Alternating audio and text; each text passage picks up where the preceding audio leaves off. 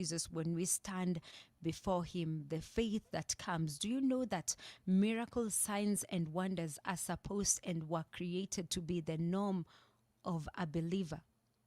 Like when we see miracles, signs, and wonders following after a believer, a born again Christian, someone that has a relationship with God, it's not supposed to be something we're like, hey, tunashtuka, we wonder. It's supposed to be, that's how it should be. That's just the order of how that is the order of how it was created to be. And so when you are walking with God, when you have a relationship with God, miracles, signs, and wonders are supposed to be a norm. It should not be the reason why you are attracted to God. It should not be the reason why you hold on to God. It should be the norm or the after result. Like how you go to the supermarket and the after sale is sometimes they'll help you push the trolley maybe to your car or to wherever it is that you wanted to put your shopping at. Literally, that's how miracles, signs, and wonders they serve as just the ingredients, the norm, the lifestyle of someone that walks with God. And that's what I want us to look upon this morning. There's a very interesting story, a very short story in the book of Acts chapter 20. It actually came to my mind yesterday when I was done with the show. I don't know why I remember this story, but I said, let's talk about it this morning. The Word of God talks about, from verse 7 is where I'm going to read from. That is Acts chapter 20, verse 7. The Word of God says, on the first day of the week, we came together to break bread. Paul spoke to the people, and because he intended to leave the next day, he kept on talking until midnight. I wonder how many of us would stay for service until midnight. This was just normal in the early church.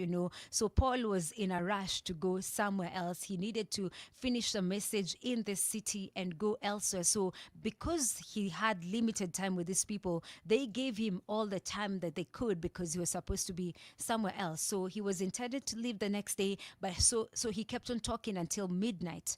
There were many lamps in the upstairs room where we were meeting.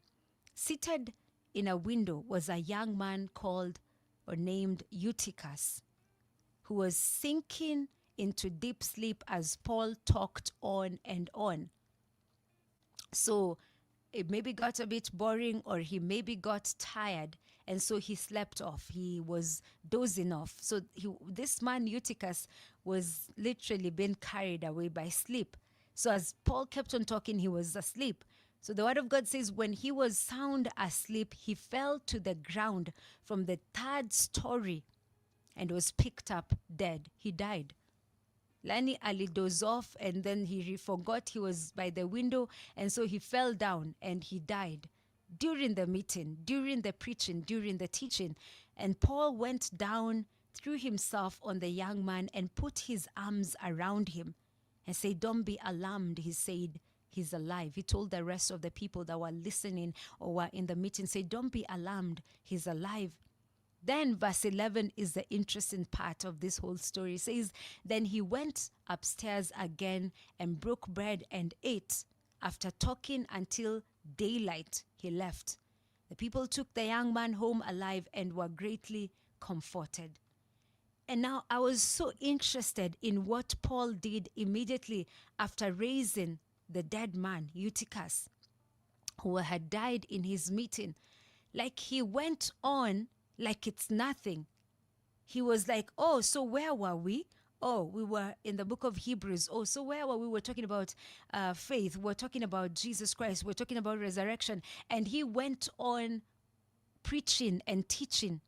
And then they broke bread. And after that, it was daylight. He continued talking until daylight. So he spoke until midnight. The thing happened around midnight. He raised this man from the grave. And then he continued to talk until daylight.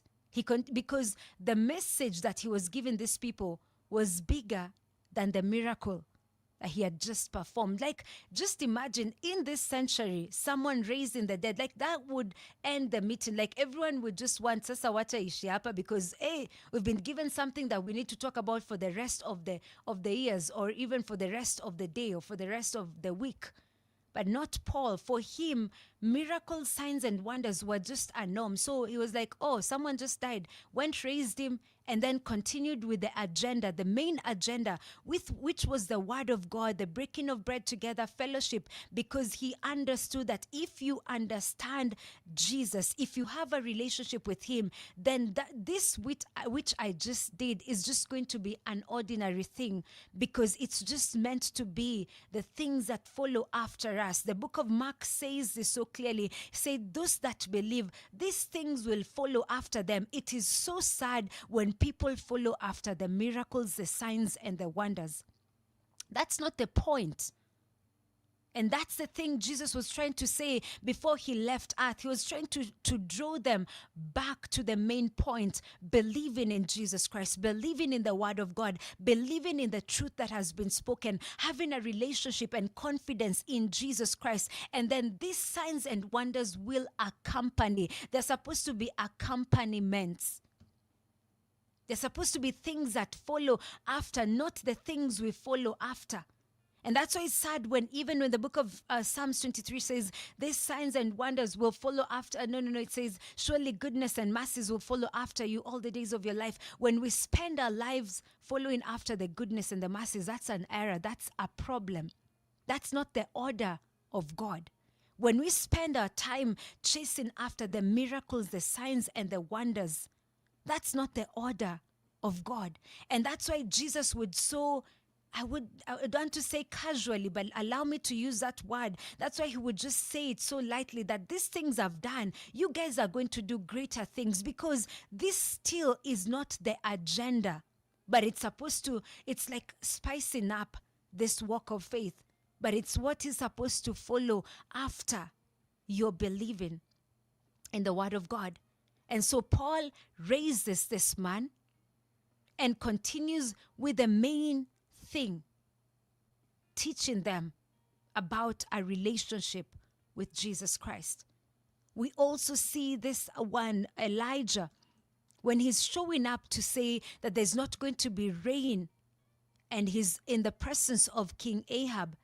He has a confidence and he comes before him. The book of 1 Kings chapter 17 verse 1, he says, as surely as the Lord lives, that the God of Israel before whom I stand, there will be neither dew nor rain for this year except at my word. At his word. But he says something, before whom, the God whom I stand. So we need to stand before someone first. We need to have a relationship and secure a relationship with someone first. And that is God.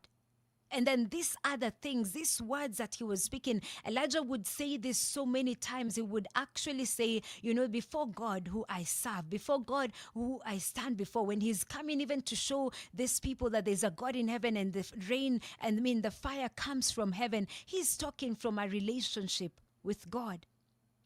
And so many times we are putting or placing the cart before the horse or the donkey.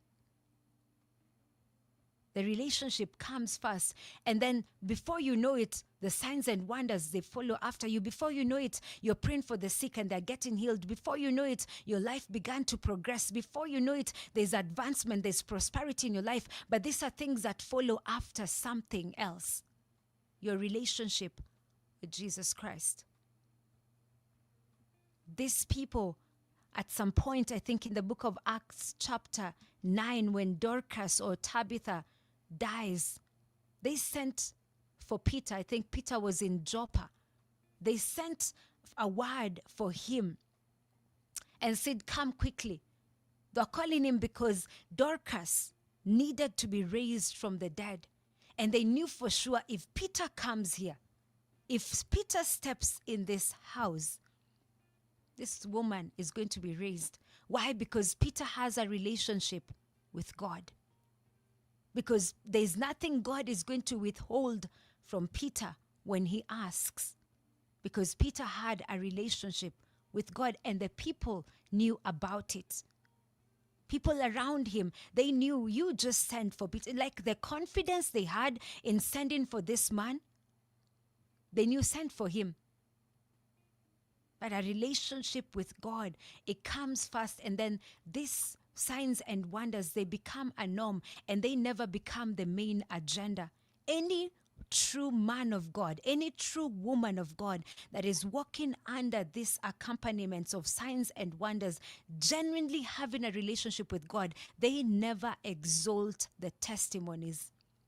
They never exalt the signs and wonders.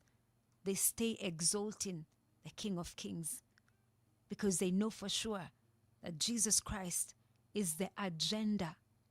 And so I can imagine how Paul was trying to contain them. You know, they probably might have wanted to stop the meeting at that point because they've seen someone raised from the dead. But he said he must have told them, no, it's not the point.